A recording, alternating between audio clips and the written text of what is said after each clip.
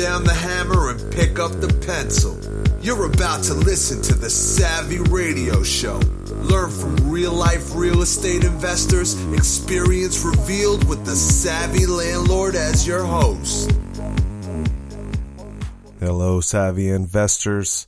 I know I've been hitting it hard and hot, and private money's been on my mind. And I was thinking over the weekend, I was like, man, did I cover everything within broad strokes? And then I just had a wealth of knowledge just been poured on me overnight. And I was like, wow, I need to drop these points, thoughts, rants, final for a while, just so you can start thinking about private money. I wish I could have 7 years ago when I first heard of private money. And I think my life would be a little bit different. So if you are on private money right now, kudos to you. If you're not, don't have a low self-esteem issue like I did 7 years ago, thinking I couldn't do it, but you can do it. You need to do it. And here's one thing that you need to consider about private money that I never even thought about, since I've been so fortunate using banks. But there's unlimited private money out there, and equals unlimited acquisition deals. Unlimited private money, unlimited deals. So here's my quick 8 final private money thoughts for a little while till I get back on the horse with my man, Pat Poynton. So here we go. Number 1, don't be weak. That's right. Number 1, don't be weak. Ask. Don't be me. 7 years ago, I heard Alan Cogill and I was like, wow, private money, one day the banks will shut me off. I'm fortunate that they haven't. They should. No, I'm just playing. But the point is, don't be soft. Don't be casual. Don't make the mistake that I made, not believing in myself that I could do private money, or why would anybody invest in me? Of course they wouldn't invest in me if I didn't believe in myself. So don't be weak. Be confident. You're a real estate investor. Go do it. Another thought that I never thought would happen: you may not even like the people that you're borrowing money from. So don't let your pride or your personality affect your growth and wealth and doing financial freedom by you may not like someone. I never thought that this person would loan me money. They weren't even on my radar. I didn't even really know them. When I interacted with them, it wasn't like, hey, we're homies. I thought that, to borrow private money, which is what it's been before. People believed in me. They want to invest in me. And they're like, hey, we have this much money in our array. We'd love to work with you. Long story short, my thinking was just, again, small. And someone suggested that I call this person. And I'm like, hey, I have this deal. I needed to get funded. Boom, they loan me the loan. They'll loan me the money. So don't be weak, and don't ever assume someone can afford it, and never stop the opportunity. Number 2, don't be weak to set up an appointment. I know. Number 1, don't be weak. Number 2, times 2, set up an appointment. What I'm trying to say is do the show and tell with the close. Get a meeting with someone. Don't just hide behind a computer screen or a text message like I've done before. And get out there, let people know, don't be weak, that you're a real estate investor and that you're looking for opportunities to help other people grow. Be authentic, know what you're doing, but go do a show and tell people what you're doing. Set up a meeting. It might be one-on-one. Practice with someone else. Get in front of your mom, your dad. Ask them, would you loan me money if I brought you this information? 3. One thing about private money, a lot of people, you may know this. I don't even know why you've listened this far, but I've only been 4 minutes, so we'll give it up to that.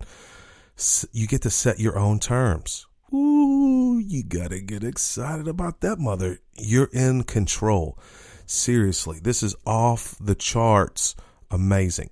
If you think about, I borrow a lot of money from the banks. I'm regulated by auditors. I'm regulated by what their assets are. So if they only have $4 million in assets, they're considered a $40 million bank. They can only loan me a certain percentage. Let's just say 1.4 million.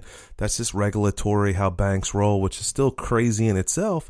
But there's limits. Well, there's unlimited private money, and you can set the term. Some people really get amped up on interest rates, and that's cool. I get it. Oh, 3%, 12%. It doesn't matter. But when you borrow private money. So time that I borrowed money, they're like, well, what are you paying? I was like, 8%. And they said, okay. It was that simple. Now, a friend of mine, Pat, if you've listened to a lot of the recent podcasts, he's all big on 6%. And if you just listen this week, you've heard Brian Nix. He offers 12%, to be competitive and to keep his private money rolling. So there is no set, hard, fast rule of what you should be paying for interest rate. But the cool thing is, number 3, you set your own terms. It's whatever you can deem necessary. Number 4, another thing that I've learned is you got to be organized. Organized in meaning who the people that you would like to present the opportunity to help you grow their business through private money. But also, when you do get someone that you are going to borrow from, get a system and organize, maybe through your phone or a spreadsheet or software. Create a system. One system that I have is in my Google Drive. When I come across someone that's interested in loaning private money, and I may not be ready for it right now, and they may not be ready. That's one thing that you have to consider, but you have to be organized. How you're going to pay them, when you're going to pay them, what's organized for them may not be organized for you. You need to understand the process. You need to practice and get that rolling in the beginning. And always try to be serving and helping someone. Number 5. Now, again, these are all random final private money thoughts. I sort of said that in the beginning because I'm trying to keep this organized, and then I'm running down, and I just said organized. But I'm on number 5, which is, what is a custodian? You need to understand that. I remember when I started dipping into private money, what's a custodian? What's an IRA? What's a Roth IRA? And if you're expecting to borrow private money from somebody, and it's usually probably 50%, not a lot of people rolling around with several $1 million to loan. They do have money locked up in into an IRA. And you're going to have to orchestrate how to extract that from the IRA. And this is the process real quickly. You have to transfer that money from, let's say Vanguard, which I did. I had to find a custodial. That's a corporation or a company or a business or something. I don't know if it's necessarily a corporation where they house the money for you. And that's considered self-directing, and that's a custodial. You have to set all this up. You need to know that process. You need to understand it frontwards and backwards. You need to explain it, even if you have to explain it to your wife or your husband a few times to figure the deal out. But you need to know what a self-directed IRA is, how the process works, because you're going to be explaining it over and over and over again. And then you need to know what custodials are out there, what their fees are. So don't be weak. Get the information now, understand it, and one day you'll be using it. Number 6, this is pretty basic 101, sales and service and business. But number 6, I had to throw this one out there. Follow up on service. Be legit. When you write the note, the promissory note, get on it. Make sure it's legitimate. You call them up. You follow up. I'm just juiced up from Brian Nix's service, but he gives out a 1098 at the end of the year. Treat it like a business. The government sanctions me. I hire a lot of contractors. We write a lot of checks. We do a lot of rehabs. And the government's on my back. Where's that money going? You need to turn in your 1099 to the government and to the person that you're paying it to. Okay. Now, here's an interesting thing that I wrote down next to this, and I wrote this over the weekend, so I'm trying to keep track of my notes, but I wrote down the 80-20 rule. Do you know what the 80-20 rule is? You focus on to 20% of the people that are in your life are producing the most return for you. So if you're in sales, if you had 100 customers, 80% of those customers are whack.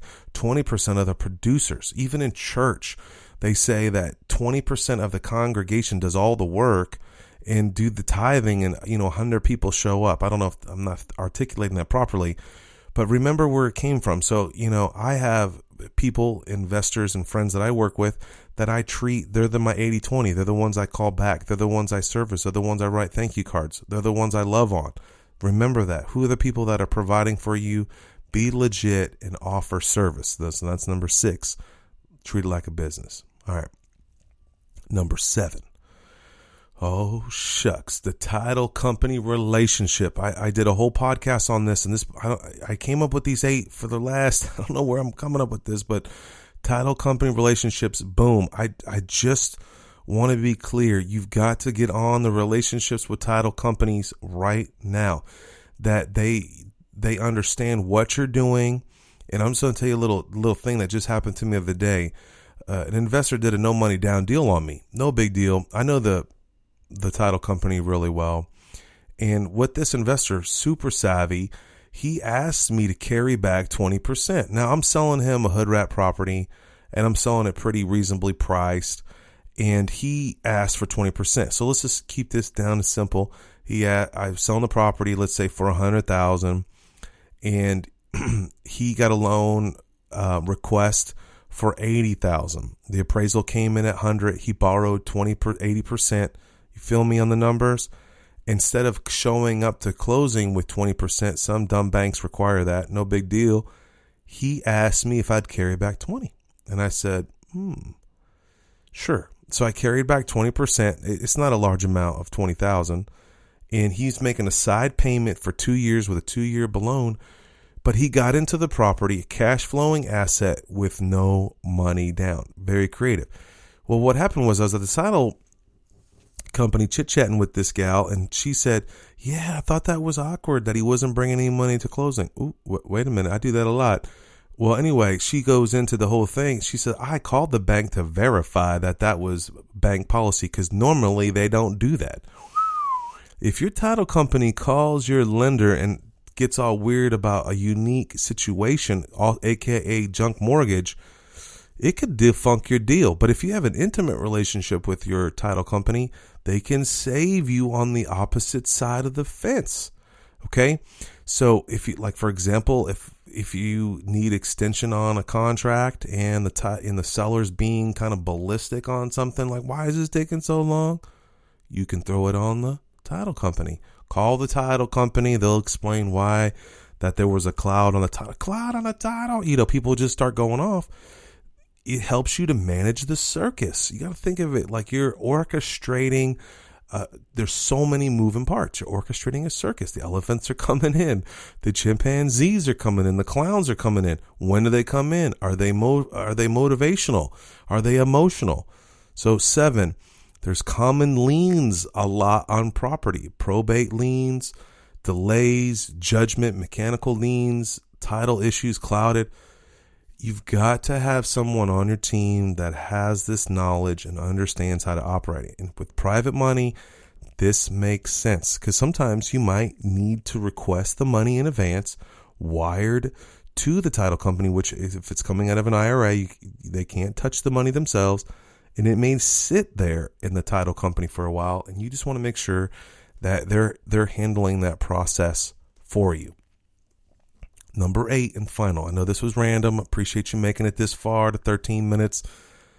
Number 8, pretty simple, easy. Market. Man, put it on the back of your flipping business card. I'm about to redo my business cards. Hey, I help investors get a return on their investment. Boom. Private money. What does that mean? Start up a conversation. You need to market this. I know there's some rules and regulations or certain ways that you can market this without being, I don't know, some IPO, I don't know. But the point is, you need to let people know what you're doing. You know, the quickest way is your friends and family, and then move on up and then maybe put it on your business card. I recommend reconsider your business card, put it on your business card, and grow your business. So recap, number 1, not number 1, A1, before we get started, unlimited private money out there, unlimited deals.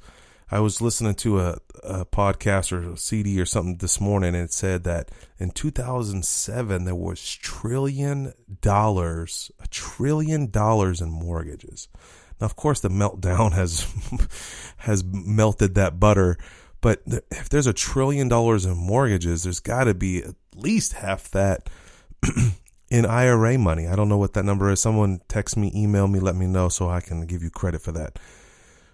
Don't be weak. Don't be weak times 2. Get in front of people. Tell somebody what you're doing. Number 3, set the terms. It's so exciting. You could set your own terms. Number 4, be organized, borrowing and paying in your system, and create one quickly. Have a Google Drive, spreadsheet, all the people you think that are potential lenders for you. Understand IRAs. Number 5, custodial. What is that? Who is a custodial company you can use? 6, follow up like a boss. Be a business owner. Operate a business. Only operate with the 20% that get you. And number 7, rock the title companies, build relationships, give them gifts, love on them, hug them, thank them. They're doing the detail work you don't want to do. And number 8, go out there and market. My name is Stephen Van Kalmberg. I am the Savvy Landlord. Savvy Investors, we unite together. Hopefully this was empowering. Have a great week. Thanks for listening to the Savvy Radio Show. Glide online and listen to our other motivating episodes at savvyradioshow.com. Connect on Twitter at LandlordBook and always be buying assets.